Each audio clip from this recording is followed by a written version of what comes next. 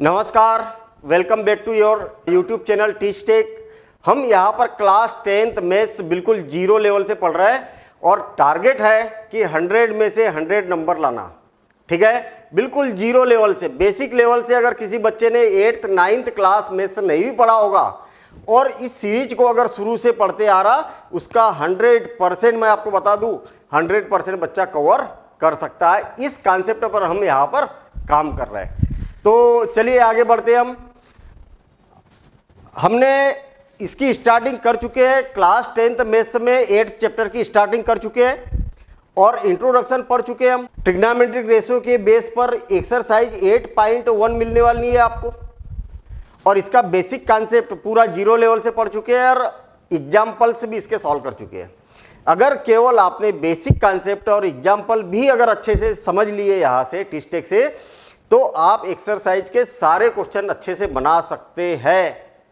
फिर भी हम यहाँ पर एक्सरसाइज के सारे क्वेश्चन एक एक करके यहाँ पर सॉल्व करेंगे।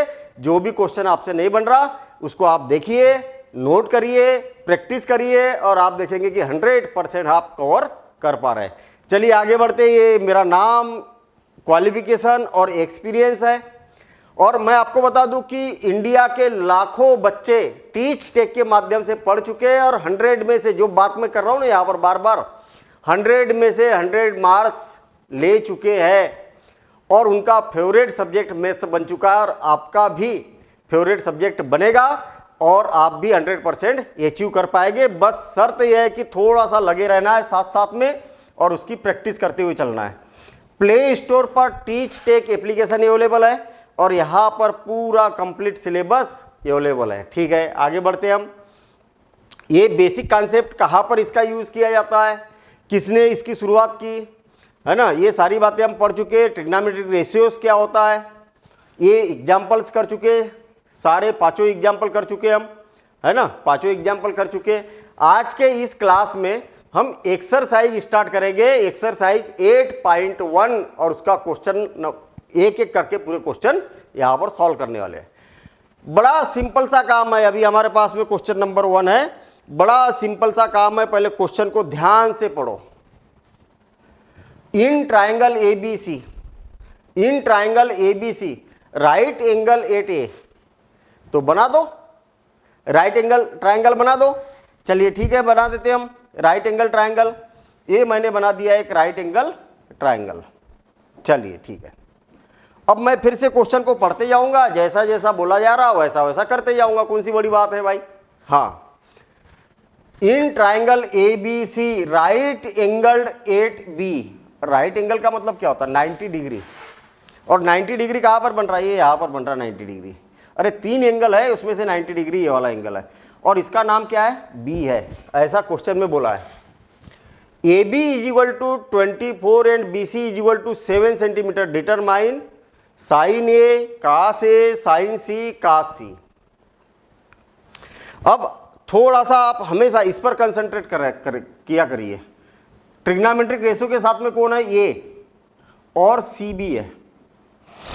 तो ए और सी क्या होना चाहिए, एक्यूट एंगल होना चाहिए और हो गए भी। ए भी एक्यूट मतलब 90 डिग्री से छोटा और ए भी 90 डिग्री से छोटा, दोनों एक्यूट एंगल है। किसी एक का नाम ए रख दो और दूसरे का नाम सी रख दो, तो बन गया ना A B C right angle triangle. हाँ बिल्कुल बन गया। चलिए वापस चल रहा हूं मैं। Right angle at B, right angle at B है। A B is equal to 24 centimeter, A B is equal to 24 centimeter. चलो ये 24 सेंटीमीटर हो गया। और B C is equal to 7 centimeter, 7 centimeter. Determine sine A cos A sine C और cos सी। मुझे एक बात बताइए, साइन का फार्मूला और कास का फार्मूला क्या होता है। साइन का फार्मूला होता है परपेंडिकुलर डिवाइडेड बाय हाइपोटेन्यूज और कास का फार्मूला होता है बेस बाय हाइपोटेन्यूज। और मुझे एक बात बताइए कि आपको परपेंडिकुलर भी गिवन है, यहाँ पर बेस भी गिवन है, हाइपोटेन्यूज तो पता ही नहीं है। तो स्टार्टिंग में ही क्वेश्चन हमारा फंस गया ना। अरे जब तक तीनों साइड्स हमें गिवन नहीं रहेगी तब तक हम साइन और कास की वैल्यू कैसे निकालेंगे, ट्रिग्नोमेट्रिक रेशियोज कैसे निकालेंगे, नहीं निकाल पाएंगे। तो पहला काम तो यह है कि तीनों साइड की वैल्यू फाइंड आउट करना है और हमें मालूम है कि जब भी राइट एंगल ट्राइंगल में 2 साइड गिवन है और थर्ड साइड फाइंड करना है तो हमेशा हमेशा पाइथागोरस थ्योरम अप्लाई करना है। चलिए ठीक है, इन ट्राइंगल लिखने का तरीका बिल्कुल प्रॉपर रहना चाहिए। इन ट्राइंगल कौन सा ट्राइंगल है? A B C, using Pythagoras theorem, using Pythagoras theorem. हमें क्या करना है? इसमें पाइथागोरस थ्योरम अप्लाई करना है। हम सभी को मालूम है भाई कि पाइथागोरस थ्योरम होती क्या है, क्यों मालूम है कि नहीं है? पाइथागोरस थ्योरम क्या होती है हमें मालूम है। सबसे बड़ी साइड का स्क्वायर, अरे लॉन्गेस्ट साइड जो है उसका स्क्वायर अदर 2 साइड के स्क्वायर के सम के इक्वल होता है। अगर नहीं मालूम तो याद रखना भैया, इसके बिना तो काम ही नहीं होने वाला, ठीक है ना। तो ये हो जाता है ए सी स्क्वायर, लॉन्गेस्ट साइड कौन है? ए सी। ये इधर लिख रहा हूँ, फिर शिफ्ट कर दूंगा मैं, है ना। A C square is equal to A B square plus B C square. A C की वैल्यू तो हमें फाइंड करना है, नहीं मालूम। ए बी की वैल्यू मालूम है 24 स्क्वायर और प्लस बी सी की भी वैल्यू मालूम है 7, तो 7 का स्क्वायर। और 24 का स्क्वायर सभी को मालूम है 576। और नहीं मालूम तो मैंने कई सारी शॉर्ट्स वीडियो में कई सारी शॉर्ट ट्रिक बताई है, वो देख लेना। या तो एक यूट्यूब पर बेसिक मैथ्स के नाम से मैंने एक स्पेशल प्लेलिस्ट बनाई है, उसको देख लेना। वो तो पूरा 0 लेवल से बेसिक कॉन्सेप्ट है उसके अंदर। तो 576 होता है इसका स्क्वायर, 576, और 7 का स्क्वायर 49 होता है, ये सभी को मालूम है हमें। दोनों को ऐड किया जाए तो 6 और 9 15 बचा 1, तो ये 5 2 12 12 और ये हो जाएगा 6। मतलब ए C square is equal to कितना हो गया? 625। दोनों को प्लस कर दिया तो अब क्या होगा आपको मालूम है कि इधर से जब स्क्वायर हटता है तो उधर स्क्वायर रूट लग जाता है। तो A C is equal to √625। Plus minus होता है, ये बात याद रहे। जब भी इधर से स्क्वायर हटेगा तो इधर स्क्वायर रूट लग जाता है, लेकिन प्लस माइनस का होता है। प्लस माइनस इसलिए नहीं लिखेंगे क्योंकि ये क्या है? एक डिस्टेंस है, और डिस्टेंस कभी भी नेगेटिव नहीं होता है। बड़ी छोटी छोटी सी बातें हैं, ये छोटी छोटी बातें आपको समझते हुए चलना है। वीडियो को नॉर्मल स्पीड में देखिए, लगने दो टाइम, परफेक्ट बनते हुए चलो, ठीक है। चलिए, तो A C is equal to इतना आ गया, तो ए सी की वैल्यू कितनी आ गई? 625 का स्क्वायर रूट कितना होता है? तो हमें मालूम है कि 25 होता है भैया, 625 का square root.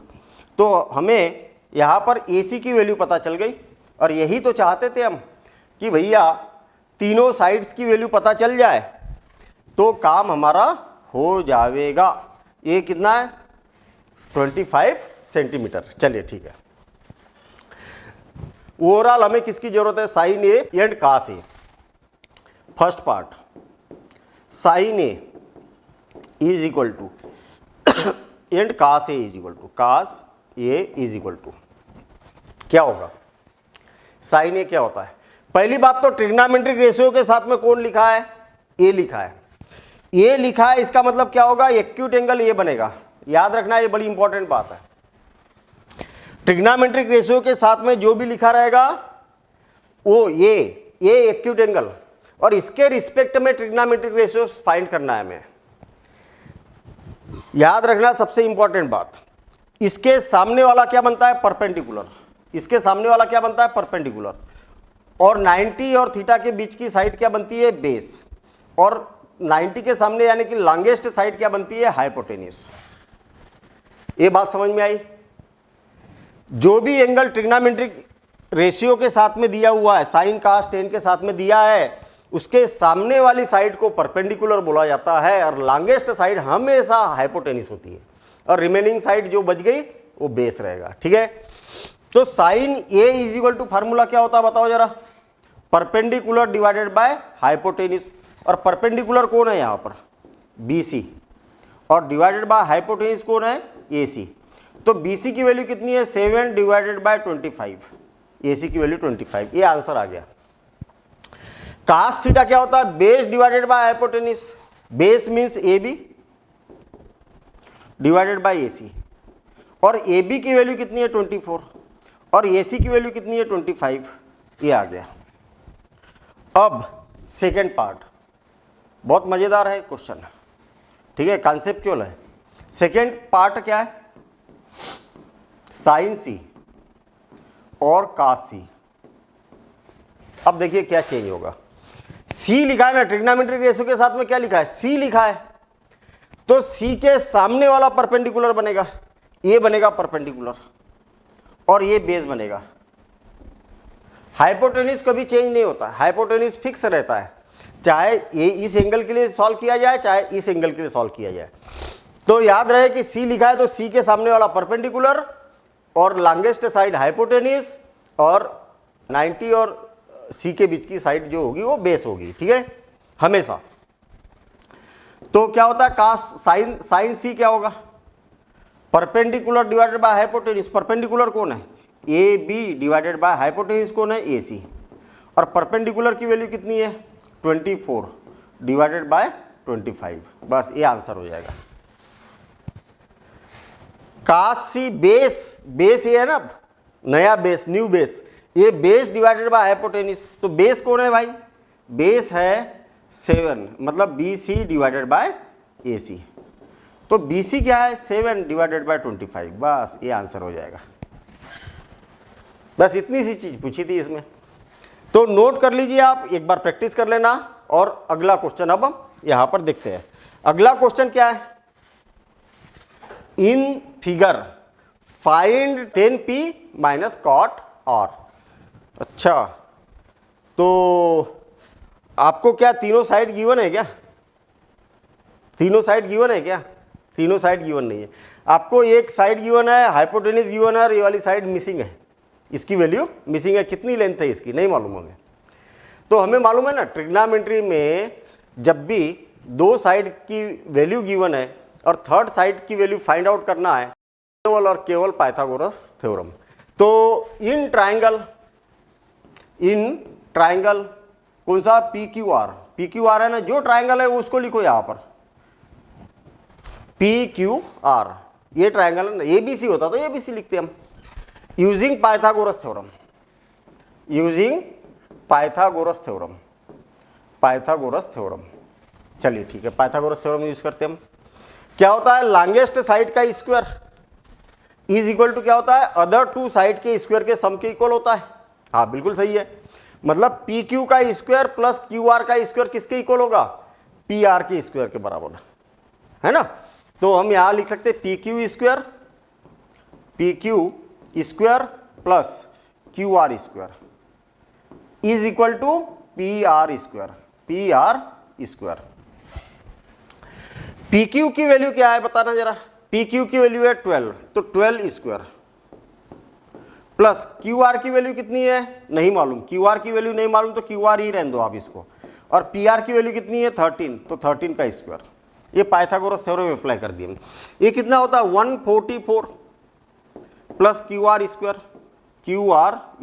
Is equal to 169, 13 का स्क्वायर 169, 12 का स्क्वायर 144, ये उस साइड जाएगा तो क्या हो जाएगा क्यू आर स्क्वायर। आपको मालूम है क्या कि लेफ्ट हैंड साइड से राइट हैंड साइड में कोई भी क्वांटिटी जाती है तो ये पॉजिटिव है तो उधर जाके क्या हो जाती है नेगेटिव, नेगेटिव है तो क्या हो जाती है पॉजिटिव। तो ये हो गया। अब क्या होगा Q R square is equal to, इसमें से इसको माइनस करेंगे तो 5 to 25, तो Q R is equal to क्या हो जाएगा √25, और आप सभी को मालूम है कि 25 का स्क्वायर रूट क्या होता है 5 होता है, तो Q R is equal to 5। वैसे प्लस माइनस होता है लेकिन क्या है एक्चुअली हम जो निकाल रहे हैं ना ये क्या है लेंथ है। अच्छा सारी लेंथ काय में दी है सेंटीमीटर में, तो ये भी सेंटीमीटर में ही होगा, होगा कि नहीं, हाँ होगा ना, ये भी सेंटीमीटर में ही होगा, तो इसको हम 5 सेंटीमीटर लिख देते हैं। सिंपल काम है, कोई दिक्कत नहीं है। चलिए आगे बढ़ते हैं हम। अब क्या फाइंड आउट करना है हमें, इस बात पर ध्यान देना है। क्या फाइंड आउट करना है आपको, फाइंड आउट करना है 10p minus cot R, 10p minus cot R. तो एक एक करके मैं पहले निकाल लेता हूं, फिर उसके बाद वैल्यू रखेंगे। 10p इज इक्वल टू, अब ध्यान देना यहां पर इंपॉर्टेंट बात, पहले एक एक करके फिर माइनस कर देंगे हम, है ना। p है ना, p, इसका मतलब p एक्यूट एंगल है। p क्या है? एक्यूट एंगल है ये। और जब p एक्यूट एंगल रहेगा तो इसके सामने वाला परपेंडिकुलर बनेगा और लॉन्गेस्ट साइड हाइपोटेन्यूज बनेगा और ये बेस बनेगा, ये बात याद रखना। 10p इज इक्वल टू क्या होता है? Perpendicular divided by base, perpendicular divided by base. Perpendicular कौन है बताना जरा? QR डिवाइडेड बाय बेस कितना है?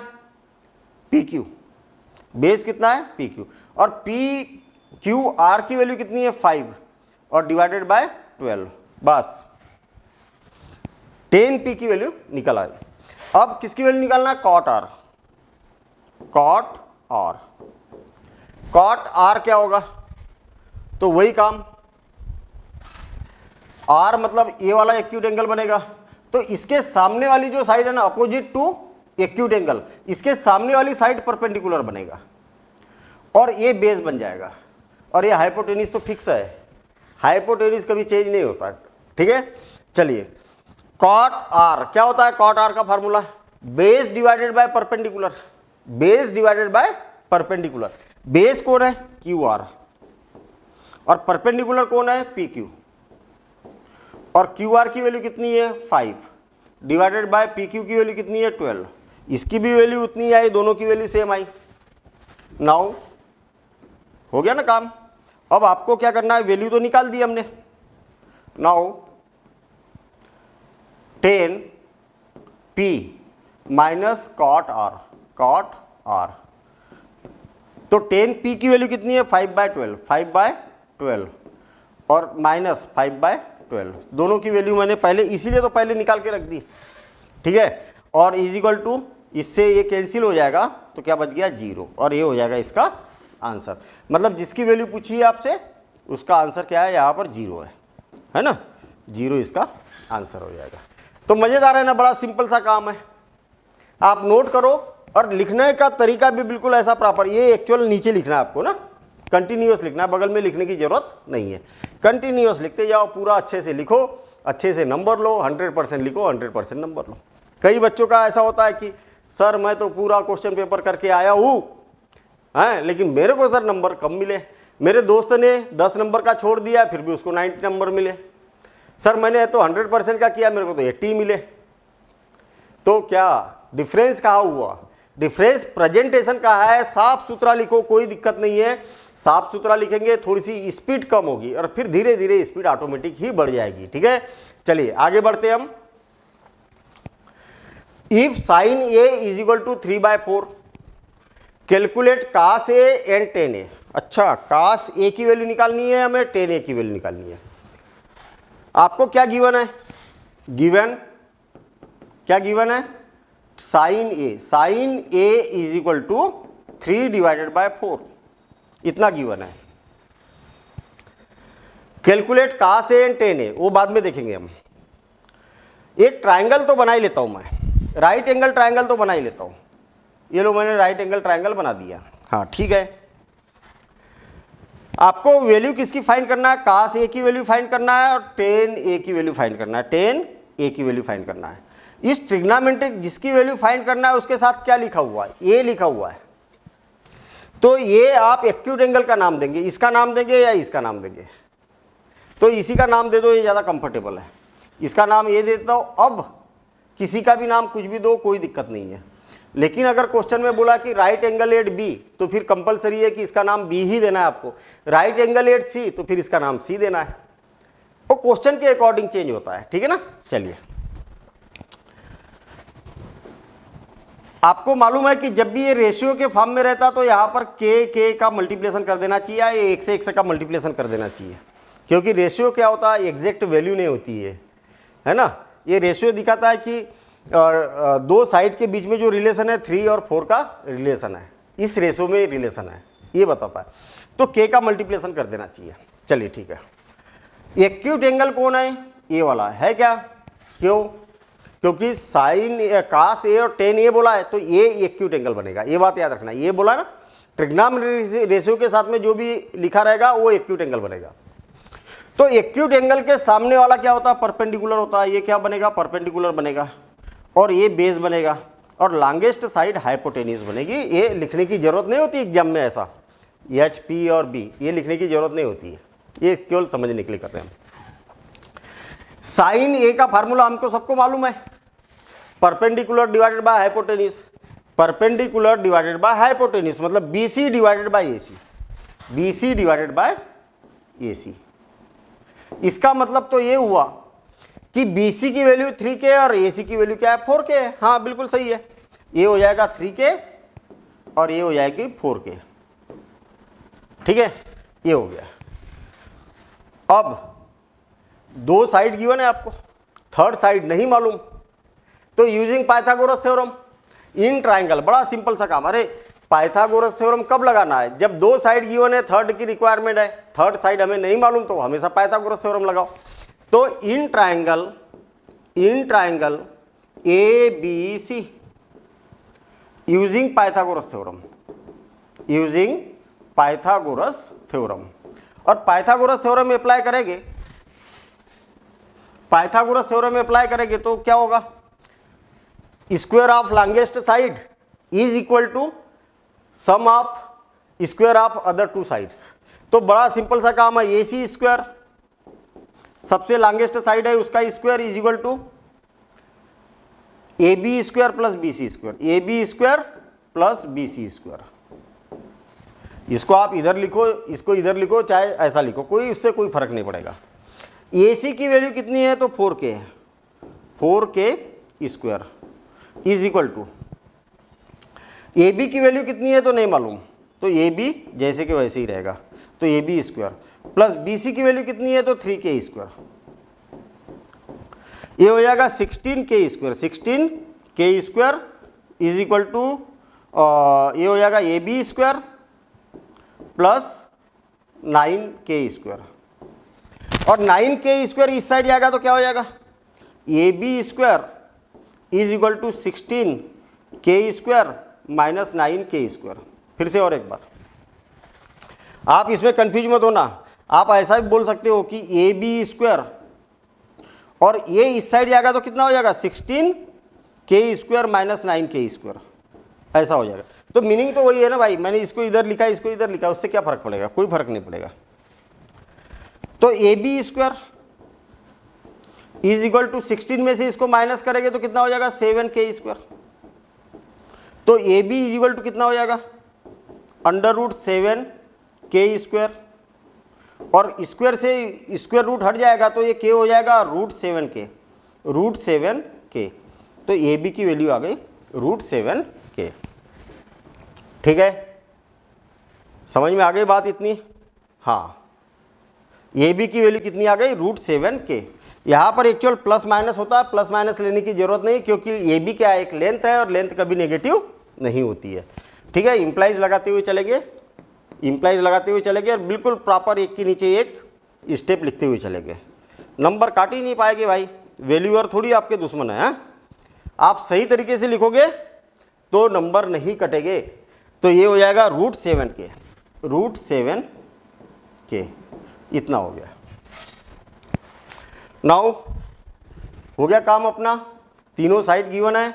अब जो पूछा है वो बता दो, क्या ट्रिग्नोमेट्रिक रेशियोज की वैल्यू फाइंड करनी है। नाउ cos A एंड किसकी वैल्यू निकालनी है, tan A की वैल्यू निकालनी है। cos A का फार्मूला क्या होता है, base divided by hypotenuse. Base कौन है, AB डिवाइडेड बाय हाइपोटेन्यूज कौन है, AC है। AB की वैल्यू कितनी है, रूट 7K और डिवाइडेड बाय 4K, और रूट K से K कैंसिल तो रूट 7 डिवाइडेड बाय 4, ये आंसर हो जाएगा इसका। ठीक है, या तो चाहो तो आप आंसर थोड़ा सा नीचे ऐसा भी लिख सकते हैं, क्योंकि अपन हाईलाइट कर देंगे। तो cos A is equal to root 7 divided by 4 and tan A is equal to formula क्या होता है, perpendicular divided by base. tan A क्या होता है, परपेंडिकुलर डिवाइडेड बाय बेस। तो परपेंडिकुलर कौन है, BC डिवाइडेड बाय बेस कौन है, AB। BC की वैल्यू कितनी है, 3K एंड ए बी की वैल्यू कितनी है, √7 के से के कैंसिल, तो 10a is equal to 3 divided by √7 और ये हो जाएगा इसके आंसर। ठीक है, ये इसके आंसर हो जाएंगे ऐसा। बस हो गया काम, है ना। इतनी सी बात थी, है ना। थोड़ा सा अगर आपसे नहीं बन रहा ना, थोड़ा सा अटपटा है अगर लग रहा है, तो बस थोड़ी सी प्रैक्टिस कर लो ना, प्रैक्टिस कर लो तो बन जाएगा भाई। और नहीं, फिर भी नहीं बन रहा तो बेसिक से और एक बार देख लो वीडियो को। ठीक है, तो चलिए, हमारे ये 3 क्वेश्चन यहाँ पर कंप्लीट हुए और उम्मीद कर रहा हूँ कि आपको बहुत ही अच्छे से समझ में आए होंगे और आपने इसको नोट कर लिया होगा और अब आप इसकी प्रैक्टिस करोगे। ठीक है ना। अगले क्वेश्चन हम नेक्स्ट वीडियो में लाएंगे। अगर आपको ये वीडियो पसंद आया तो अपने जितने भी सोशल मीडिया हैंडल है उस पर शेयर कर दीजिए, वीडियो को लाइक कर दीजिए। अगर चैनल को सब्सक्राइब नहीं किया तो सब्सक्राइब कर सकते हैं आप। Thank you.